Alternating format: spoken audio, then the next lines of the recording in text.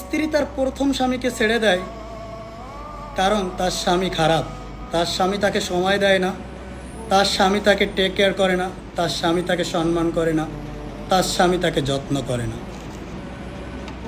প্রথম স্বামীকে ছেড়ে দিয়ে যখন নারী দ্বিতীয় পুরুষের কাছে যায় তখনও সুখ খুঁজে পায় না। ইতিহাস সাক্ষী, নারী কখনো দ্বিতীয় পুরুষের কাছে আজও পর্যন্ত সুখী হয়নি, কারণ দ্বিতীয় পুরুষ তাকে অবহেলায় করে। সে ভালো করে জানে নারী তুমি এর আগেও একটা পুরুষকে ছেড়ে আসছো, তাই তো সে তোমাকে সেকেন্ডে সেকেন্ডে তোমাকে যন্ত্রণা দিয়ে যাবে, যেটা সহ্য করতে করতে তোমার মরণ হবে।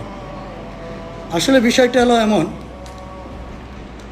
আপনার ছেলেকে আপনার মেয়েকে আপনি যেমনভাবে মানুষ করবেন ঠিক সে তেমনভাবেই মানুষ হইব।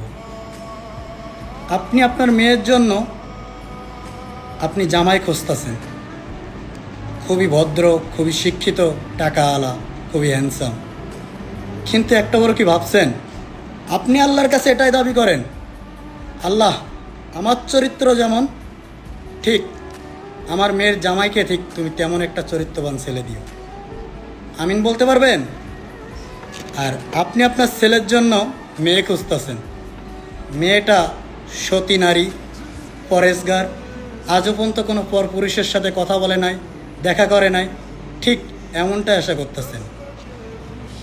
তা আমি বলবো ছেলের মাকে, আপনি আল্লাহর কাছে এটাই চান যে আল্লাহ আমার চরিত্র যেমন ঠিক আমার ছেলের চরিত্র, আমার ছেলের বউর চরিত্র যেন ঠিক তেমন হয়। আমিন বলতে পারবেন?